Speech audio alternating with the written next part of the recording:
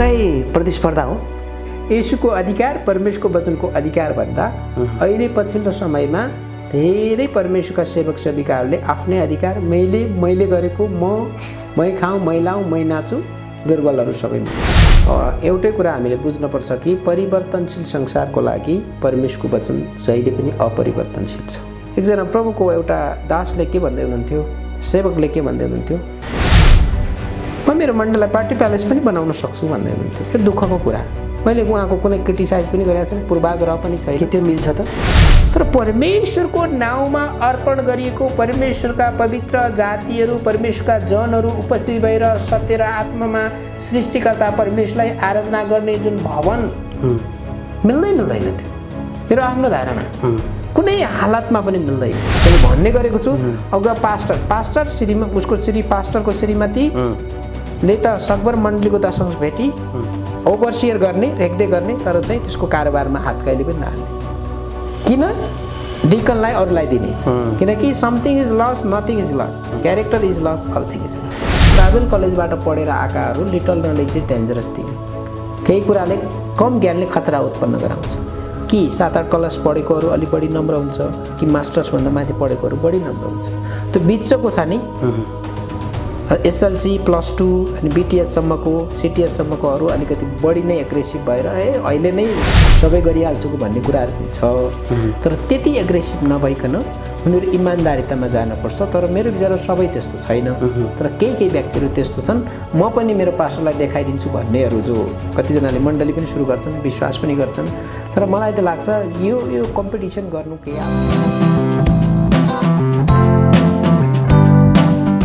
सेवकसँग सेवकाईको कथा हेरिराख्नुभएका सम्पूर्ण मित्रहरूलाई जय मसीह। म सुन्दर गुरुङ।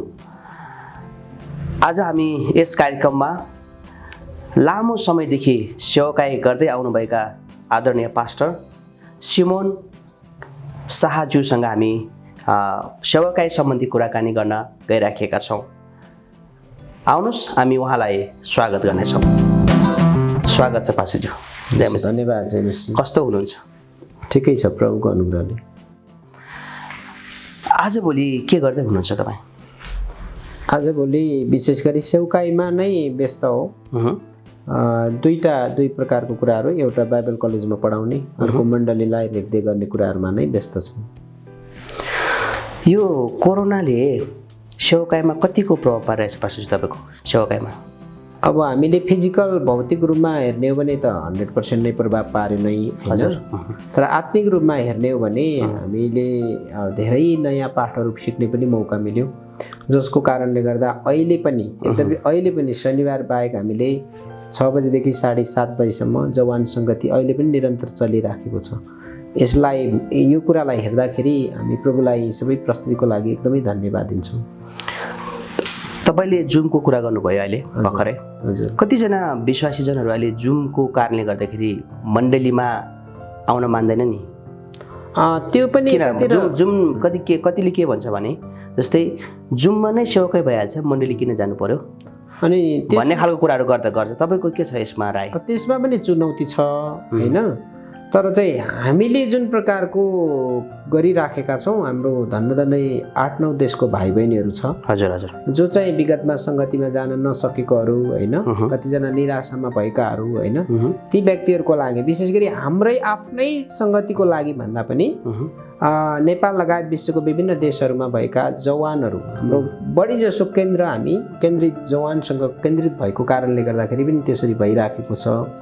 तर हामीले तत्कालको अवस्था हेर्दाखेरि जुमले गर्दाखेरि हाम्रो जुन स्थानीय मण्डली छ त्यसमा चाहिँ खासै हामीले त्यति प्रभाव परेको देखेका छैनौँ। र समग्रमा रहँदाखेरि अब त्यो समस्या पनि हुनसक्छ। समस्या के छ भन्दाखेरि अब जुममा भइहाल्छ, अनलाइनमा भइहाल्छ, किन चर्चमा आउनु पर्यो भन्नेहरू पनि छ।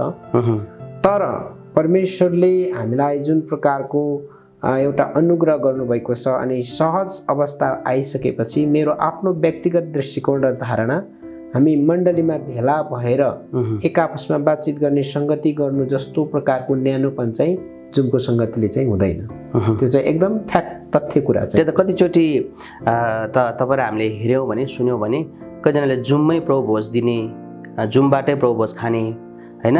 अनि यस कारणले गर्दाखेरि एकदमै जुमको कारणले गर्दाखेरि चाहिँ अब सङ्गति जानु नपर्ने रहेछ भन्ने खालको यो 2 वर्षको बसाइले चाहिँ यस्तो खालको प्रभाव पारिराखेको हामी देख्छौँ।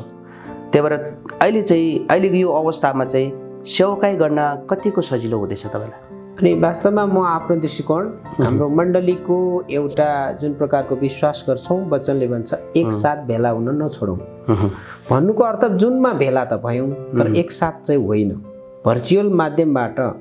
अनि हामीले जुममा कहिले पनि प्रभुभोजको सेवा गरेनौँ, किनकि बप्तिस्मा र प्रभुभोज येशूले छोडेर जानुभएको महत्त्वपूर्ण विधि हो। एकसाथ भेला हुनुको कुरा एउटै रोटीबाट भाँचेर हामीले जब प्रभुभोजको सेवा गर्छौँ भने कसरी जुममा घर घरमा बसेर त्यो एकसाथको कुराहरू अलिकति नमिल्दो छ। त्यो भएको कारणले मेरो आफ्नो व्यक्तिगत धारणा र हाम्रो मण्डलीले कहिले पनि जुममा प्रभुभोजको सेवा गरेनौँ। जब मण्डली भौतिक रूपमा हामी मण्डलीमा भेला हुन थाल्यौँ त्यसपछि मात्रै हामीले सुरु गऱ्यौँ। र चुनौती त जति पनि छ, चुनौती त अब जति पनि छ, र मुख्य कुरा हामीले सेवाकाई गर्दै गर्दाखेरि काम गर्ने परमेश्वर हुनुहुन्छ, हामीले मेहनत गर्ने कुरामा प्रभुले आशिष दिनुहुन्छ।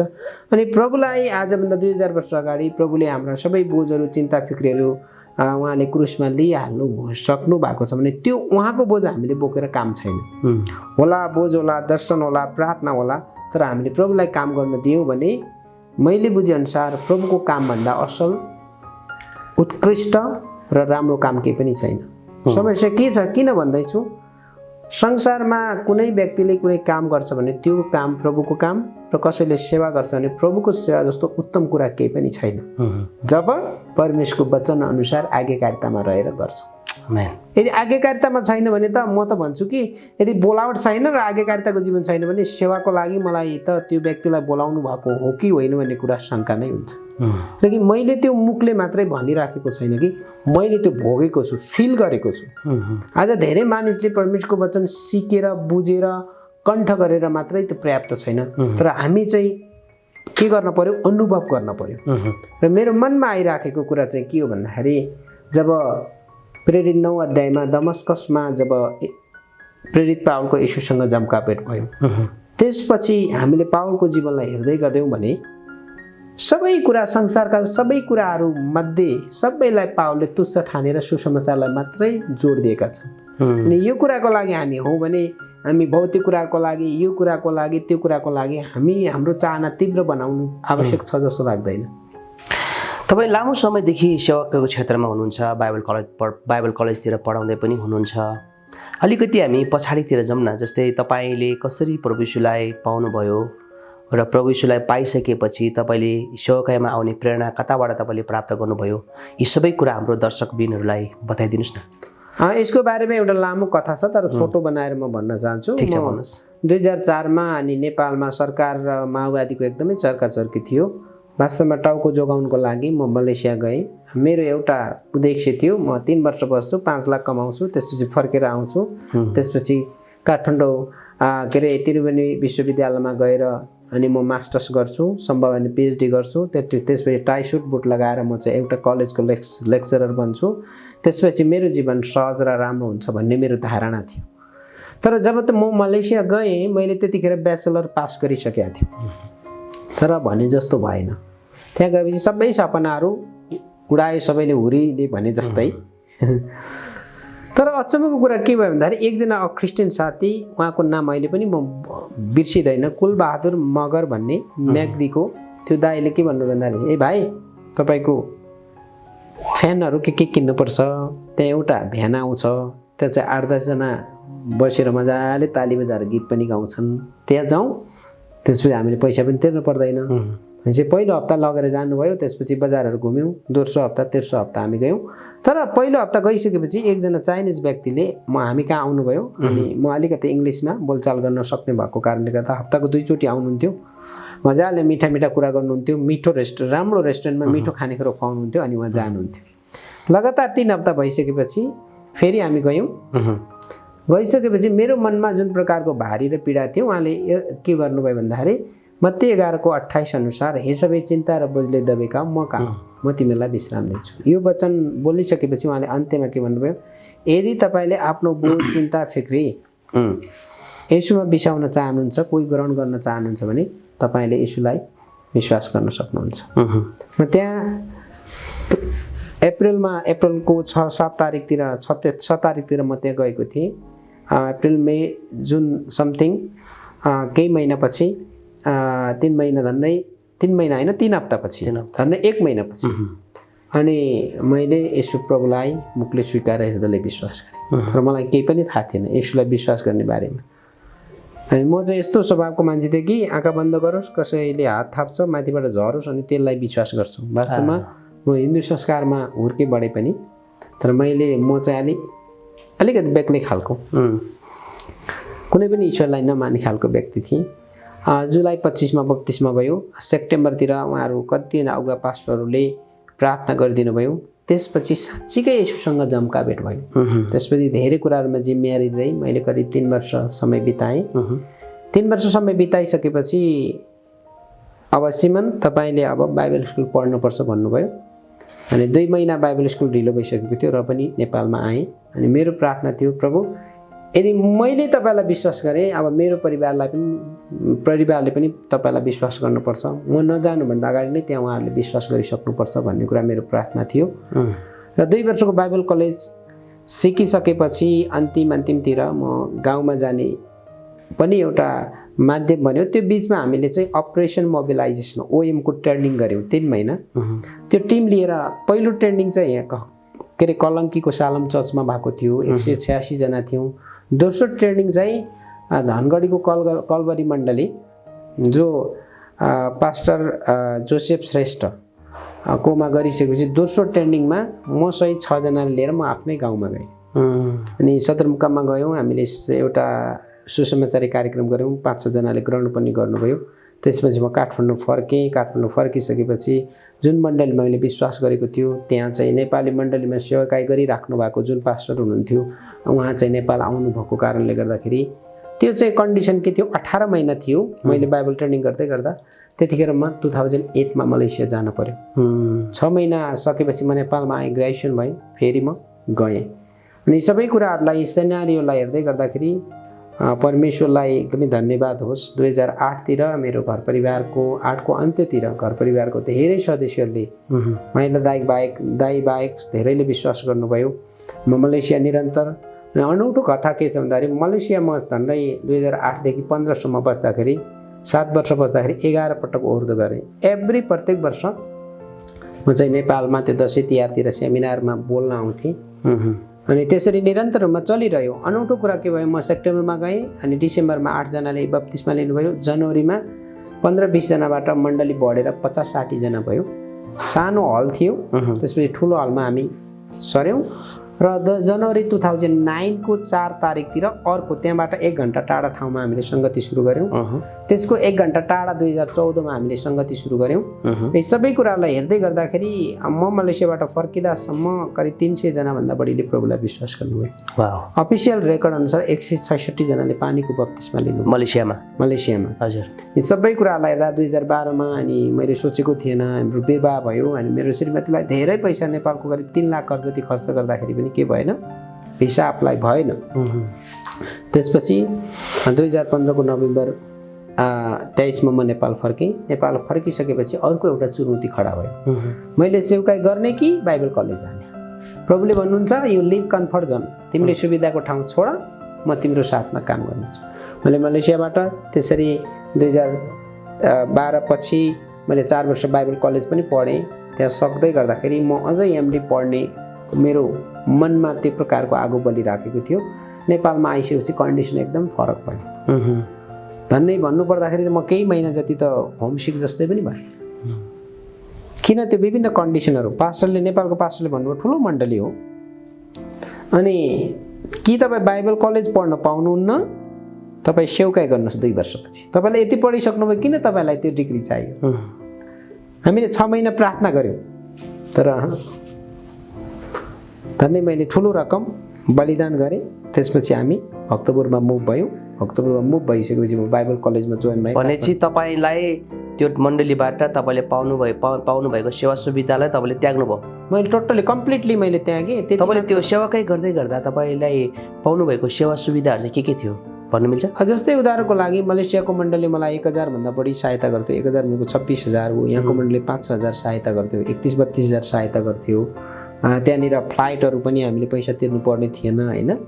अनि जब हामी भक्तपुरमा मुभ भइसकेपछि अनि मलेसियाको मण्डलीले धन्नै थुप्रो लामो समयसम्म सहायता गर्नुभयो। तर पछि चाहिँ अब तपाईँले बाइबल कलेज पढिसकेपछि आफ्नो प्रकारले अब यतिसम्म हामी गर्न सक्छौँ भन्ने कुराहरू आइसकेपछि अनि म बाइबल कलेजमा इनरोल भएँ। धेरै कष्ट भयो, गाह्रो कठिनाइ थियो। अरूहरू 3 बजेदेखि 6 बजे कलेजमा पढ्न आउँथ्यो, म 1 बजे नै जान्थेँ। पहिलो वर्ष धेरै सङ्घर्ष भयो, 6 महिना जति। अनि मैले कलेजको त्यो बढार्ने कामहरू होइन, ओक स्कलरसिपमा मैले पढेँ। दोस्रो वर्ष धेरै प्रभुले अनुग्रह गर्नुभयो, तेस्रो वर्ष फुल स्कलरसिप पाएँ। यसरी बढ्दै गर्दाखेरि म भक्तपुरमा मैले एउटा भोलिन्टियर पास्टरको रूपमा 1-2वटा मण्डलीमा सहायता गरेँ। तर प्रभुलाई म धन्यवाद दिन्छु। अनि यो कोरोनाकै बिचमा 2020 को जनवरी 31 हामीले एकदम नयाँ चर्च हामीले सुरु गऱ्यौँ र अस्ति 2021 को जनवरी 31 अनि ठ्याक्कै 1 वर्ष भयो। यी सबै कुराहरू प्रस्तुतिहरूलाई जाँदै गर्दाखेरि मैले एउटै मात्र कुरा बुझेको र सिकेको कुरा, यदि हामीसँग परमेश्वर हुनुहुन्छ भने हामीले परमेश्वरमा पूर्ण भरोसा गर्नुपर्छ। मानिसले के भन्छ डजन्ट म्याटर, तर हामीले परमेश्वरको आवाज सुनेर अगाडि बढिरह्यौँ भने हामीलाई परमेश्वरले चाहनु भएको कुरा अवश्य दिनुहुन्छ। हामीको सबै कुराको लागि हामी धन्यवाद दिन्छौँ। तपाईँलाई भन्दै गर्नुहुँदाखेरि जस्तै प्रेरणाको स्रोत चाहिँ परमेश्वर नै हुनुहुन्छ भन्नु खोज्नुभयो तपाईँले। परमेश्वरबाट नि तपाईँले चाहिँ सेवकाईको प्रेरणा पाउनुभयो भन्ने कुरा गर्नुभयो। सर्टकटमा तपाईँको भाषामा होइन, हामीले सबैले बुझ्ने गरी छोटोमा सर्टकटमा सेवकाईको परिभाषा गर्नुपर्दा कसरी गर्नुहुन्छ?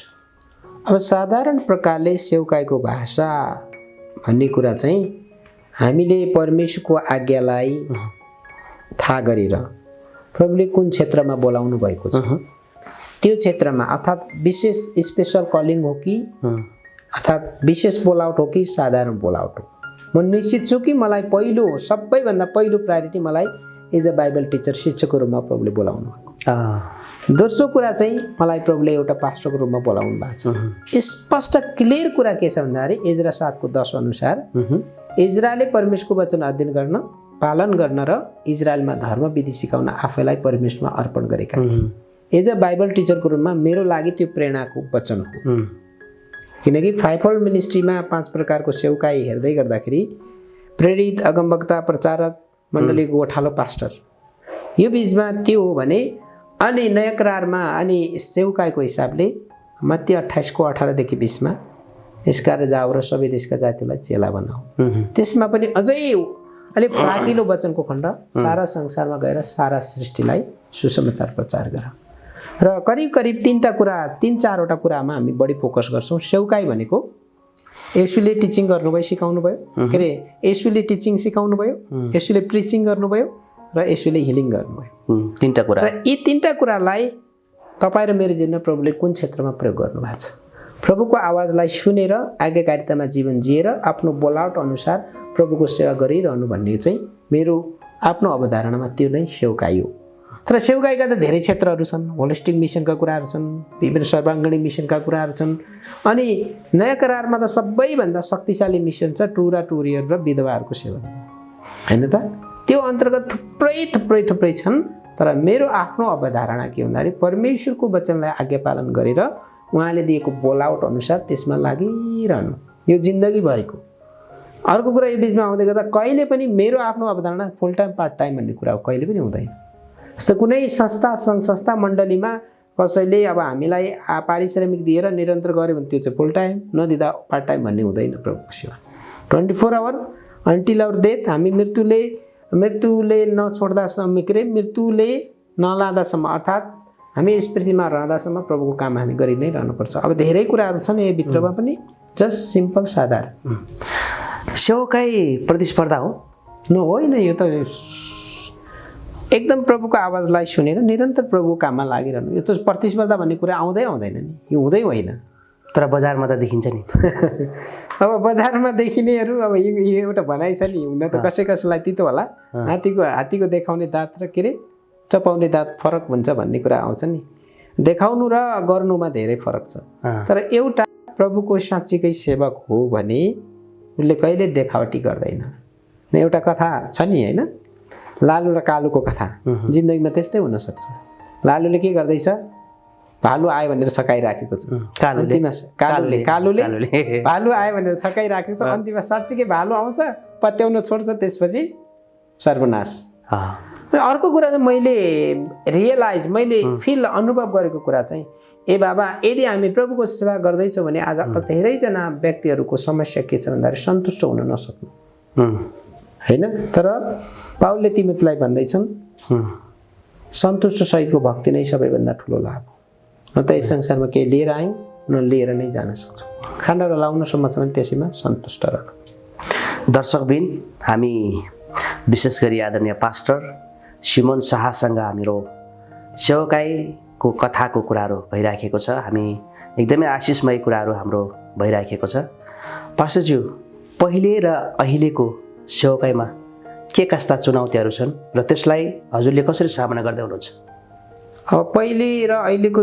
थुप्रै कुराहरू छन् किनकि यो एउटै कुरा हामीले बुझ्नुपर्छ कि परिवर्तनशील संसारको लागि परमेश्वरको वचन जहिले पनि अपरिवर्तनशील छ परमेश्वर नै हुनुहुन्छ कहिले पनि उहाँ परिवर्तन हुनुहुन्न तर हामीले यो संसारको बदलिलो परिस्थिति सँगसँगै जति पनि संसारमा भएका कुराहरूलाई हामीले प्रयोग गरेर अगाडि बढ्न सक्छौँ जस्तै सोसल मिडियाको कुराहरू होइन थुप्रै सोसल मिडियाहरू छ त्यो द्वारा पनि हामीले ठिक प्रकारले परमेश्वरको वचनलाई सिकाउँदै प्रचार गर्दै मानिसहरूको चङ्गाइको लागि चङ्गाइकर्ता त स्वयं परमेश्वर हुनुहुन्छ होइन यो प्रकारले हामी अगाडि बढ्यौँ भने चुनौतीहरू छन् तर हामी टाइम टु टाइम अपडेट हुँदै जानुपर्छ कुनै समयमा हामी कुनै पनि बाइबल कलेज नभइकन पनि हामी पास्टर सेवकाई गर्न सक्थ्यौँ भने अबको यो 21st सेन्चुरीमा एटलिस्ट बिटिएसएमडीको कुराहरू आइराखेको छ अनि बिटिएसएमडीले नै सबै कुरा सेवकाई गर्छ होइन तर हामी अपडेट भएर जस्तै पुरानो करार हिब्रूमा लेखिएको छ केही खण्डहरू अराबीमा छन् तर नयाँ करार ग्रिकमा छ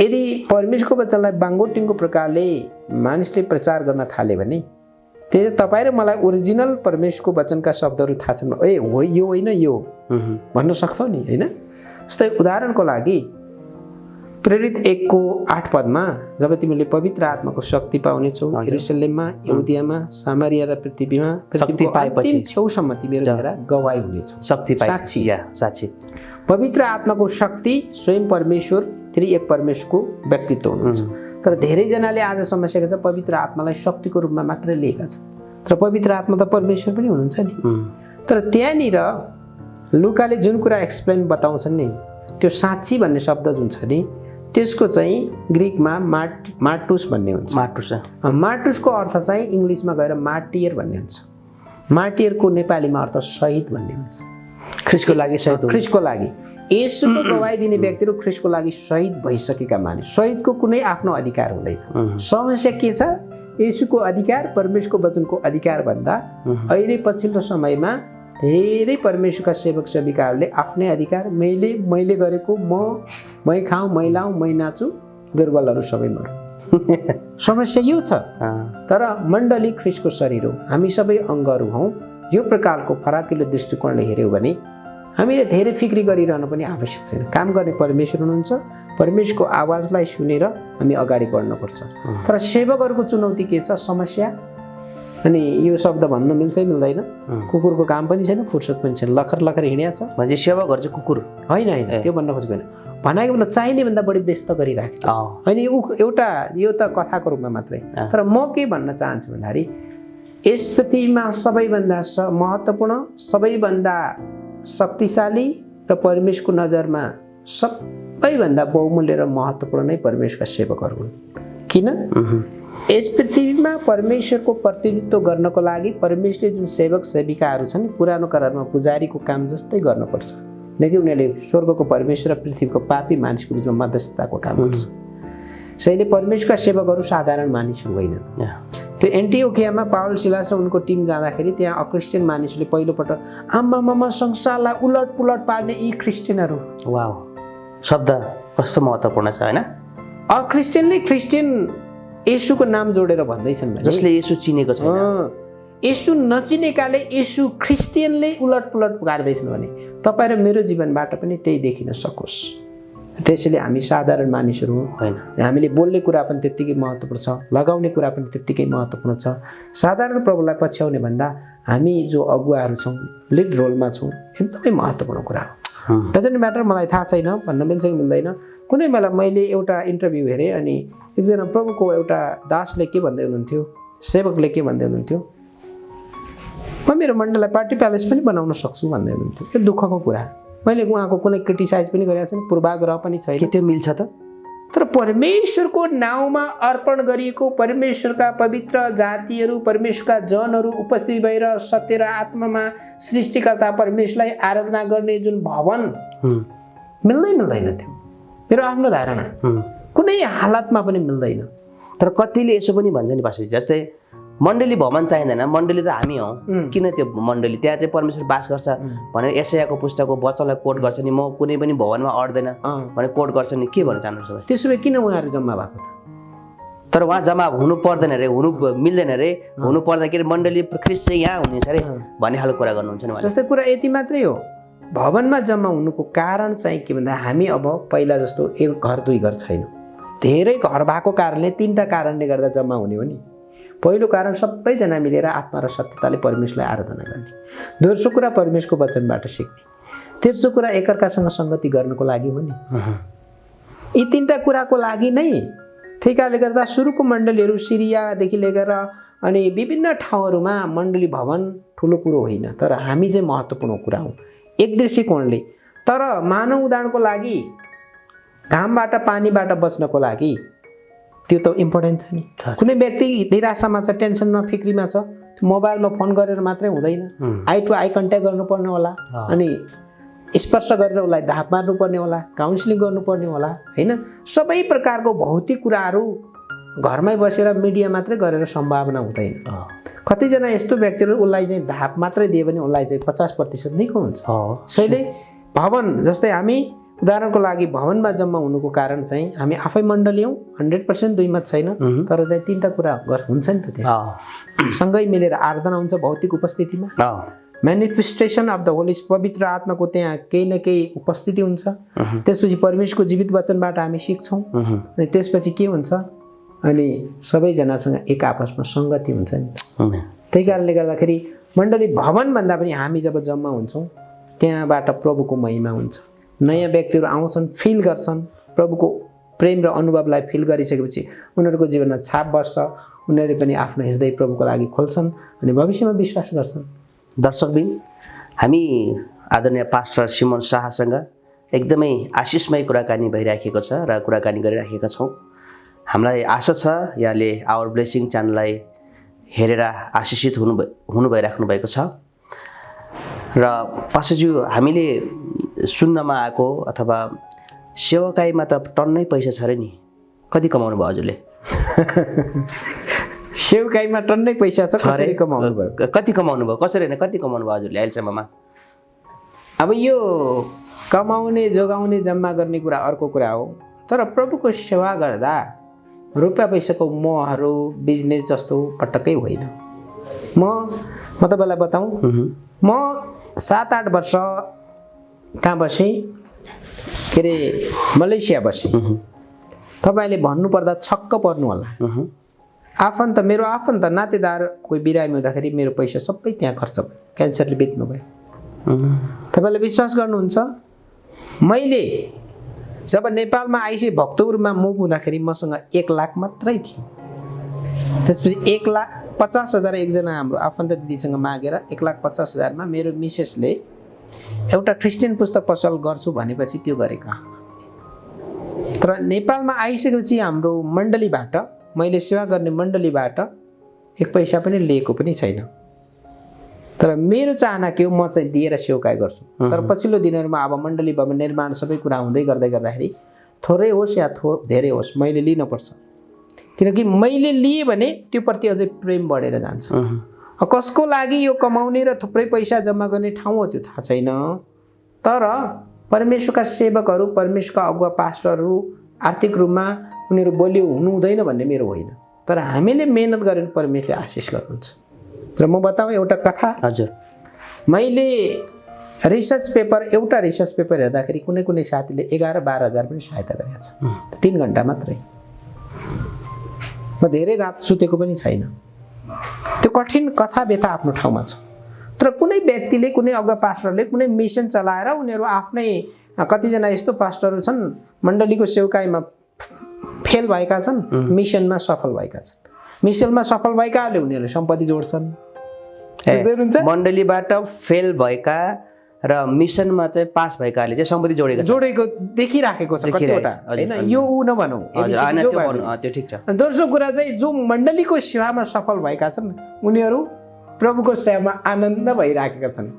20औं वर्ष 50औं वर्ष भाडामा बस्नु पर्यो नि उनीहरूलाई लिनु दिनु केही पनि छैन, किनकि अनि 2-4 पैसा जम्मा गर्ने के को लागि। तर एउटा कारण हाम्रा छोराछोरीहरूले प्रभुको सेवा नगर्न पनि सक्छन्, उनीहरूको बोलाउट नहुनु पनि सक्छ। यदि आत्मिक रूपमा त राम्रो भयो धन्यवाद पनि ठिकै छ, मेरो बाबाले सेवकाई गर्नुभयो म खुसी नै छु। तर आत्मिक रूपमा बलियो छैन भने के हो, मेरो बाबा आमाले 1 फुटेको कौडी पनि राख्नु भएन। त्यसैले अलिकति भए पनि हाम्रो सन्तानको लागि म 2011 सम्म त्यस्तै थिएँ, खाने हो लगाउने हो प्रभुको सेवा गर्ने हो विवाह नगर्ने हो। तर अहिले केही समय अगाडि मेरो छोरीको लागि 10,000 खर्च भइरहेको छ। 1 क्लास पढ्दैछ अनि मेरो घरको छेउमै छ, अनि यही स्कुल पढ्छु नत्र जाँदैन। 5 वर्षको छोरीले र पनि सङ्घर्ष भइरहेको छ। तर म यो विश्वास गर्दिनँ कि म चाहिँ प्रभुको सेवा गर्दा रातारात धनी भन्ने कुरामा म विश्वास गर्दिनँ। कतिजनाले हामीले मिहिनेत गरेका छौँ, हामीले कमाएको छौँ, हामीले समस्या गरेका छौँ, अनि कसैले 2-4 पैसा जम्मा गर्नु उसको इमान्दारिताको कुरा पनि हुनसक्छ। म एउटा कुरा बताऊँ, मैले के गर्छु, मलाई कसैबाट 1,000 आयो भने मैले 1,000 को 120 12% मैले प्रभुको भवनमा प्रभुको ढोकटीमा दिन्छु। बाँकी त्यसको 20% 240 म इमर्जेन्सी फन्डको रूपमा जहिले पनि म गर्छु। बाँकी सबै खर्च भए पनि हुन्छ। किन, म बिरामी हुँदा, मलाई गाह्रो हुँदा, कठिन हुँदाखेरि होइन कहाँ कससँग हात थाप्ने। त्यही कारणले गर्दा मैले 13 पुस्तक लेखेँ कि बाइबली अर्थ व्यवस्थापन। 13 पुस्तक। 13मा चाहिँ बाइबली प्रवचन छ, दोस्रोमा विवाह र परिवार, पहिलोमा चेलापन, अनि चौथोमा चाहिँ बाइबली अर्थ व्यवस्थापन, अनि 5औँमा प्रभावशाली प्रार्थना। अनि त्यो मैले आफैले फिल गरेको छु, म तपाईँलाई बताऊँ। अनि त्यो समय 1 वर्ष मैले त्यो फर्मुला गर्दाखेरि 37,000 भन्दा बढी जम्मा भएको थियो। 37,000 भन्दा बढी जम्मा हुँदाखेरि 21-22 हजार मेरो छोरीको त्यो इन्सुरेन्सको फी तिरेर पनि केही पैसा बचेको थियो। त्यो पैसा बचेर मैले अर्को किताब पब्लिस गर्न सजिलो गरेँ। त्यसैले हामीले कोही पनि यस संसारमा भएका कोही पनि व्यक्तिहरू पैसा नभएर आर्थिक रूपमा कमजोर भएका होइन। गरिब भन्ने म शब्द चलाउन चाहन्न। गरिब केलाई भन्ने, 2-4 पैसा नहुँदैमा हामी गरिब होइनौँ। स्वर्ग र पृथ्वीको मालिकको परमेश्वरको छोराछोरीहरू हौँ, तर पक्कै हुनसक्छ हामीमा आर्थिक कमजोरी होला।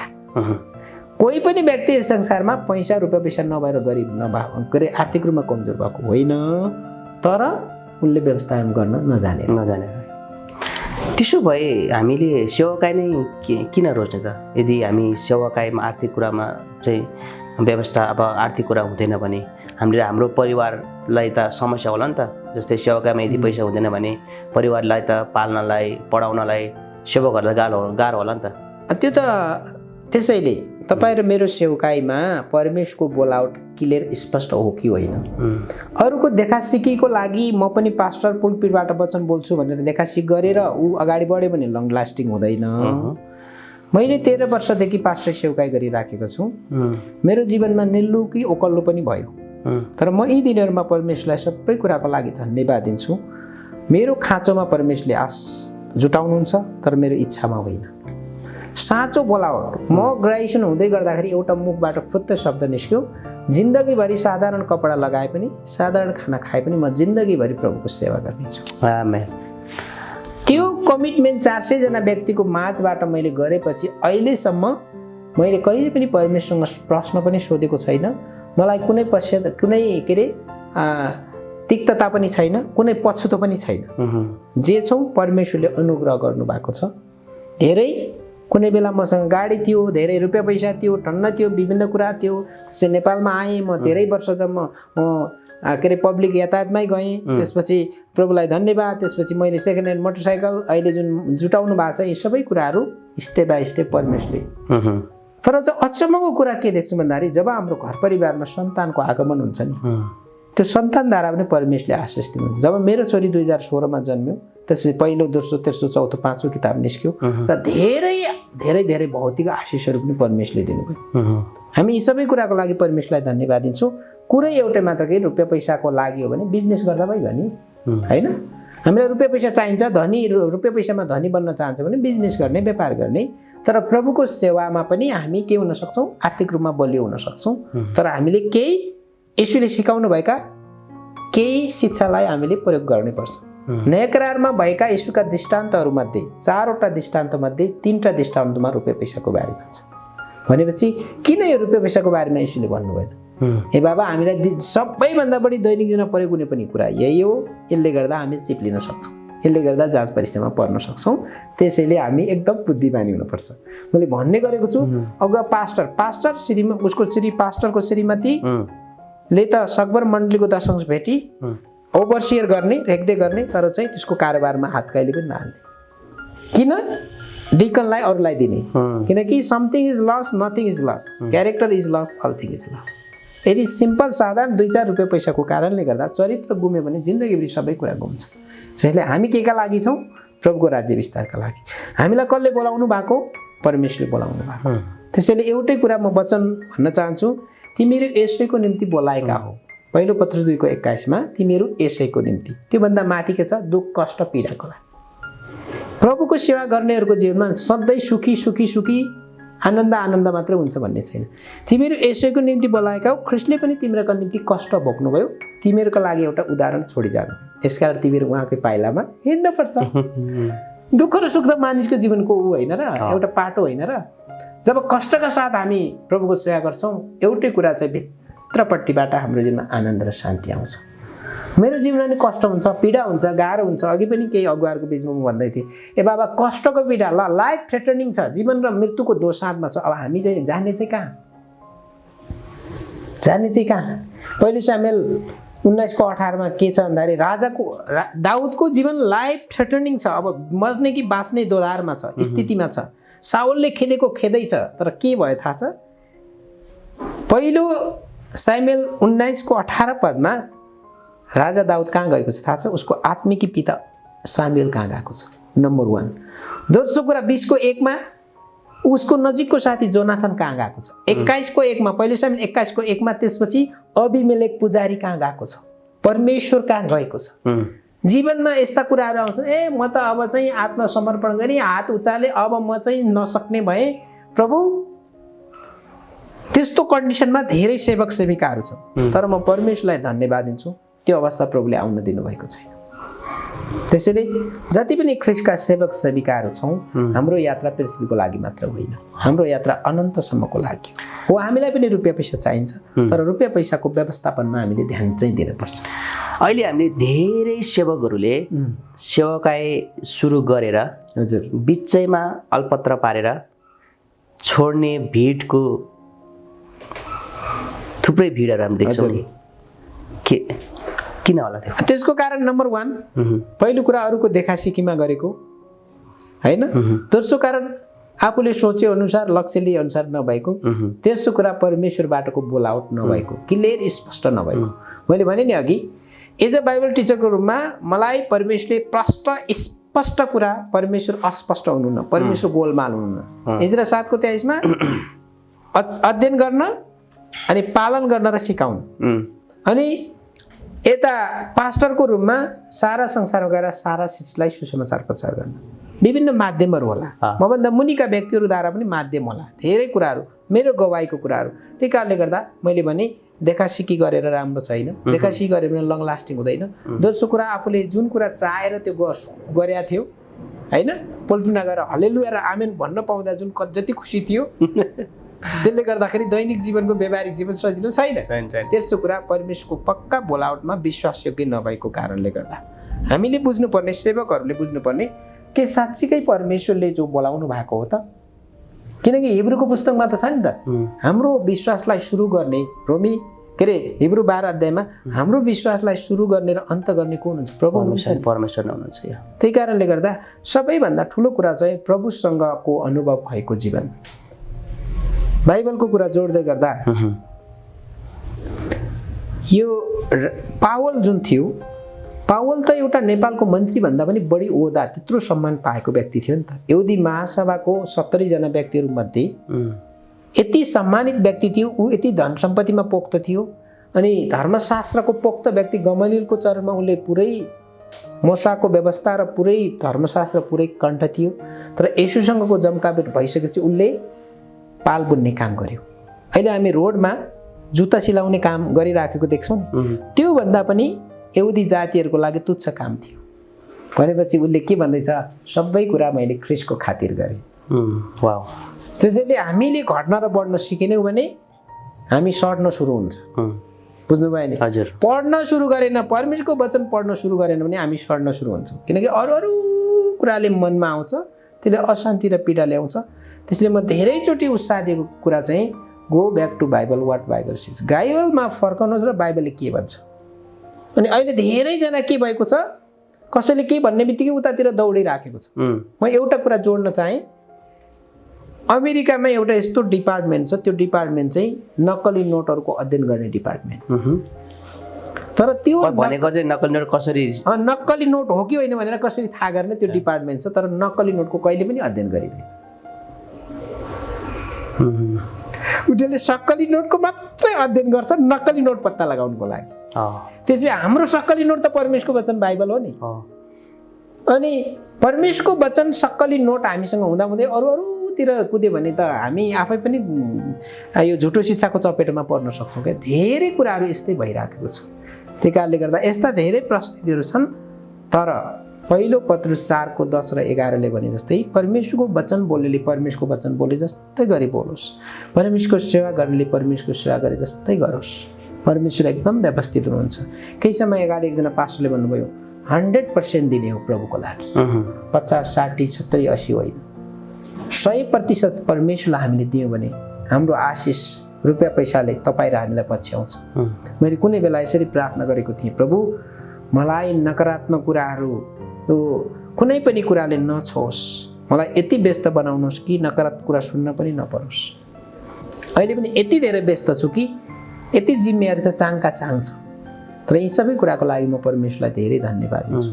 त्यही कारणले गर्दा जब हामी प्रभुको बोलावटलाई, उहाँको आवाजलाई आज्ञाकारितालाई हेरेर जिउँछौँ, परमेश्वरले हामीलाई आशिष दिनुहुन्छ। होला भले हामीसँग मोटरसाइकल नहोला, साइकल नहोला, घर भने जस्तो नहोला, होइन, भाडामा बस्नु पर्ने अवस्था आउला, तर त्यो नै मेरो लागि, म त भन्छु कि त्यो नै सबै सफलता होइन जस्तो लाग्छ। तर आवश्यक भने परमेश्वर त्यो पनि दिनुहुन्छ। तर अहिले हामीले बजारमा देख्ने कुरा चाहिँ सेवकाई चाहिँ मिलापको सेवकाई भनेर हामी प्रचार गर्छौँ पनि, सिकाउँछौँ पनि। हजुर होइन भाजु? हो छ। तर फुट्ने र जुट्ने बढी जस्तो भइरहेछ नि, त्यो किन हुन्छ? अब यो फुट्ने र जुट्ने कुरा चाहिँ एकदमै गाह्रो कुरा। वास्तवमा यदि साँचो परमेश्वरको बोलावट भएको व्यक्तिले कहिले पनि फुट्ने कुरा, घमण्ड गर्ने कुरा तेरो मेरो गर्दैन क्या। त किन गर्छ त? भइरहेछ। मैले अघि पनि भने नि, यसमा कुनै कुरा चित्त नबुझ्ने बित्तिकै एउटा समूहलाई लिन्छ जान्छ। समूहलाई लिएर गइसकेपछि उसले प्रगति गरोस् जे गरोस्, होइन, तर त्यो चाहिँ पटक्कै परमेश्वरबाटको हो जस्तो लाग्दैन मलाई चाहिँ।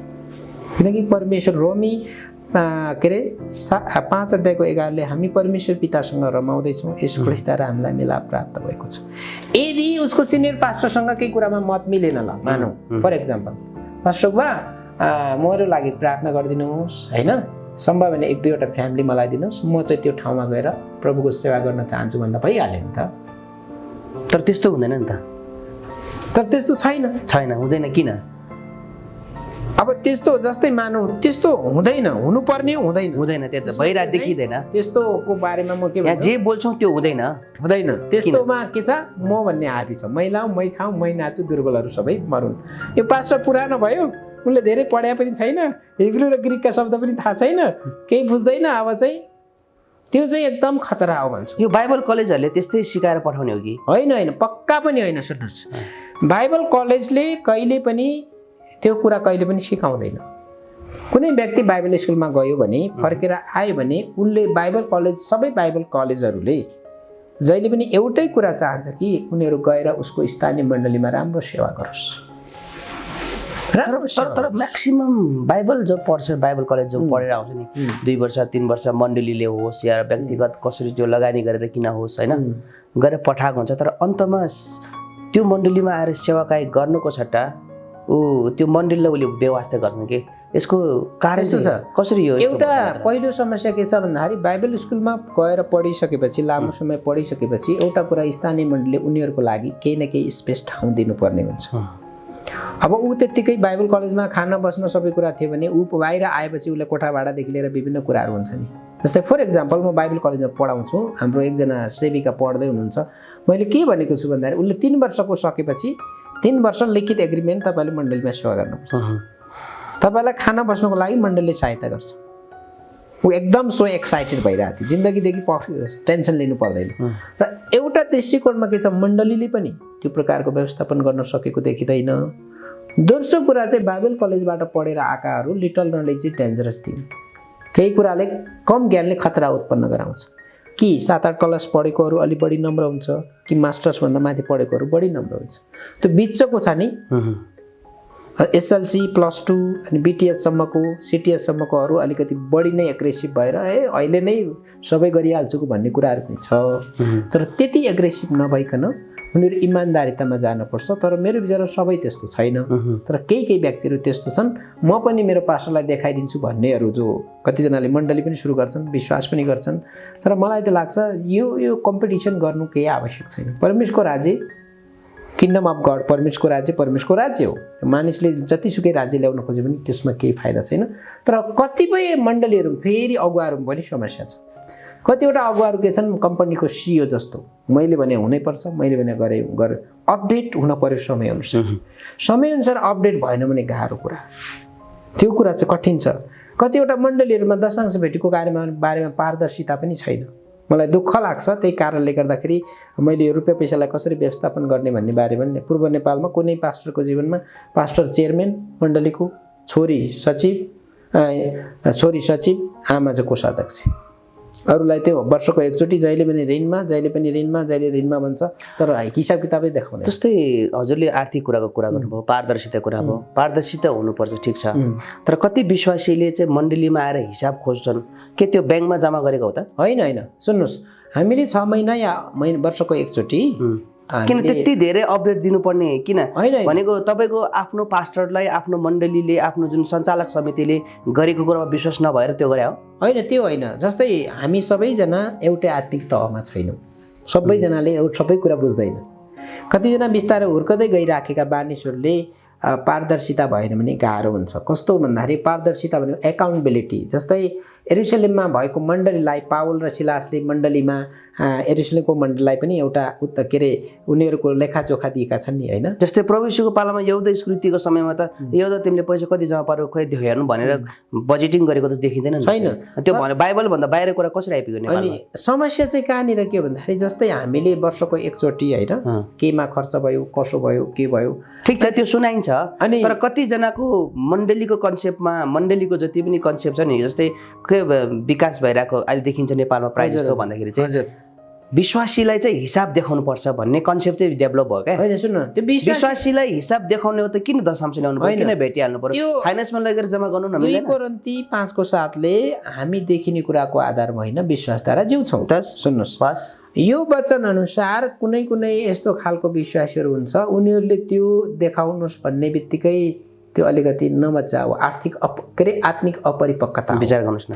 अर्को कुरा चाहिँ हामीले 6 महिनाको एकचोटि या वर्षको एकचोटि कति दशांश बेटी आम्दानी भयो, कति के भयो, कति प्रेम बेटी, विभिन्न कुरा देखाउँदै पनि त्यो विकल्पका कुराहरू, अनि त्यसलाई हामीले ठुलो विवादको विषयमा लिन पनि आवश्यक छैन।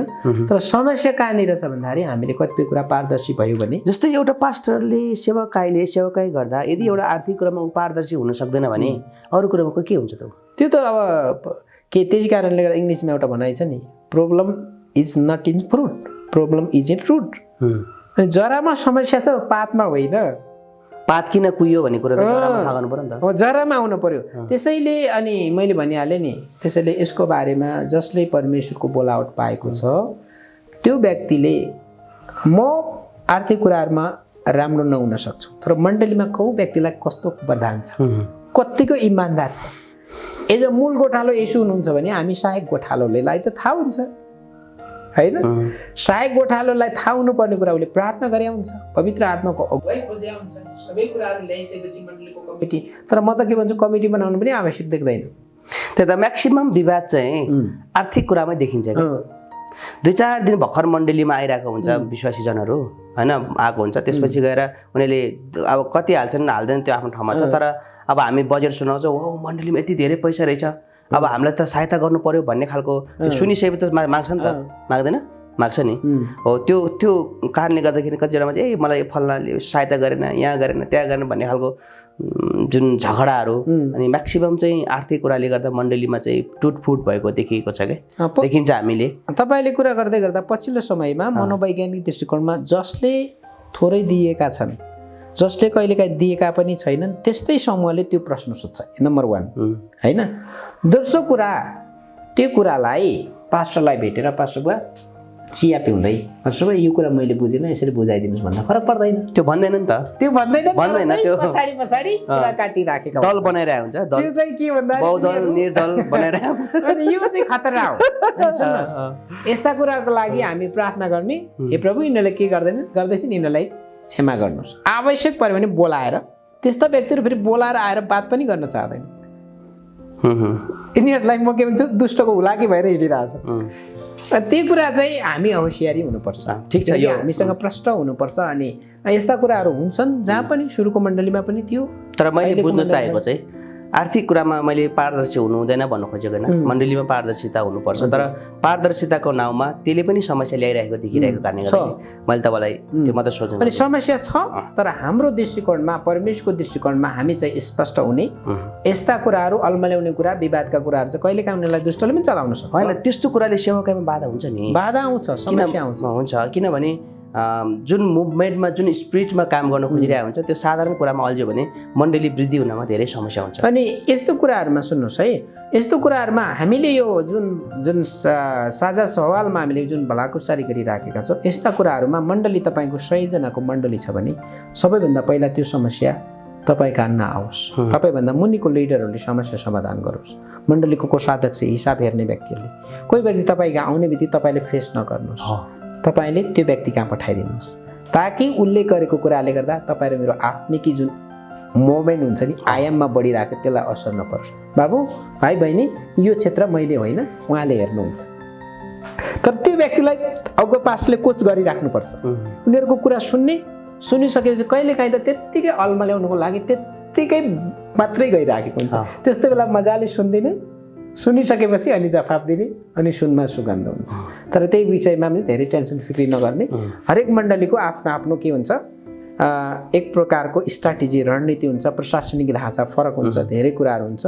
अनि यो विवाद त आउँछ नै, किनकि बाइबलमा स्पष्ट छ त, पावलले तिमोथीलाई भने सबै प्रकारको खराबीको जरा नै रुपियाँ पैसा हो। अनि अर्को खतरा के छ, रुपियाँ पैसाको सकभर हामी अगुवाहरूले ऋण लिनु हुँदैन, लिए भने पनि एकदम इमान्दारितापूर्वक, किनकि बाइबलले हितोपदेशले के भन्छ, ऋण लिने व्यक्ति ऋण दिनेको दास नोकर हुन्छ। हामी नोकर हुन चाहँदैनौँ होइन त। यी विभिन्न कुराहरू छन्, अनि यी कुरा गर्ने 3 रात 3 दिन पनि लाग्न सक्छ। दर्शकबिनहरू, हामीले एकदमै आशिषमय कुराहरू गरिराखेका छौँ आदरणीय पास्टर सिमन शाहसँग।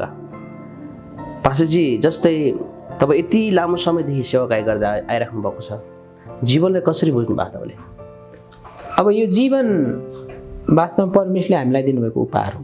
हामी प्रिजन जुन छ नि, प्रिजन अहिले तत्कालको समयमा छौँ नि, प्रिजन PRESENT, प्रिजन भनेको वर्तमान समयलाई अर्को शब्दमा हेर्दाखेरि उपहार पनि हो। परमेश्वरले हामीलाई यो उपहारको रूपमा यो जीवन दिनुभएको छ। सकेसम्म हाम्रो बल बुद्धि ताकतले भ्याइसम्म प्रभुको हामी सेवा गर्न सकौँ, र जीवन एउटा प्रभुमा रहेर सन्तुष्ट प्रकारले अगाडि बित्नु नै वास्तविक जीवन हो। अशान्ति र पीडामा भएर जिउनुको कुनै त्यो जीवनको अर्थ छैन। जुन जीवन हामीले जिराखेका छौँ, यो प्रभुले दिनुभएको उपहार हो।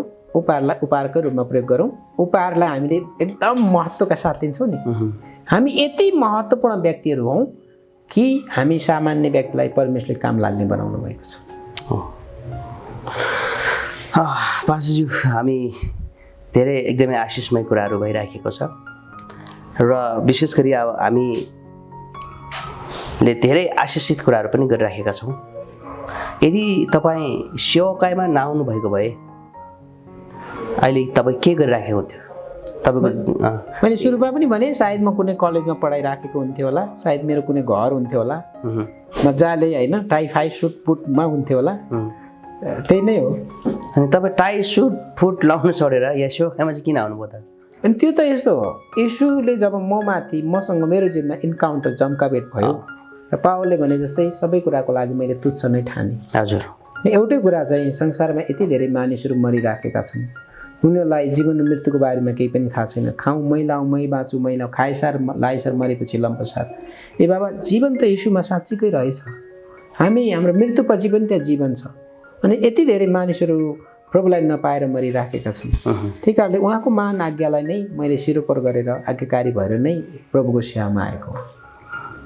पास्टरजी, हामी कार्यक्रमको अन्तिममा छौँ। अन्तमा जाँदा जाँदै हामीलाई हेरिराख्नुभएका र सुनिराख्नुभएका दर्शकबिनहरूलाई के भन्न चाहनुहुन्छ? सर्वप्रथम आदरणीय पास्टर सुन्दर गुरुङ, जसले मलाई यो मौका दिनुभयो, अनि साझा नेपाली मिडियालाई पनि धेरै धन्यवाद दिन चाहन्छु। जीवन सुन्दर छ, प्रभुको सेवा धेरै महत्त्वपूर्ण छ। हामी सन्तुष्ट र आनन्दित बन्न सकौँ, कसैको ठोकरको कारण नबनौँ। हामी धेरैभन्दा धेरै मानिसलाई प्रभुको बारेमा बताउन सकौँ, धेरै आत्मा जित्न सकौँ। म यही भन्न चाहन्छु। हाम्रो कार्यक्रममा आइदिनु भयो र तपाईँलाई धेरै धेरै धन्यवाद छ। जय मसी। हुन्छ, धन्यवाद। जय मसी। सेवकसँग सेवकाईको कुराको बसाइमा आज हाम्रो आदरणीय पास्टर सिमोन शाह हामी बिचमा हुनुहुन्थ्यो र हामीले एकदमै आशिषित कुराकानी गर्नुभएको छ। यहाँहरूले पनि पक्कै पनि हाम्रा सेवाकाईका कुरा सुनेर यहाँहरू पनि आशिषित हुनुभएको छ भन्ने हामी विश्वास गर्दछौँ। र यदि हाम्रो यो कार्यक्रममा तपाईँहरूको कुनै सल्लाह सुझाव छ भने हामीलाई कमेन्ट बक्समा कमेन्ट गरेर सल्लाह सुझाव दिन सक्नुहुन्छ। र आजको बसाइलाई बिट मार्न चाहन्छौँ। यहाँहरू सबैलाई जय मसी।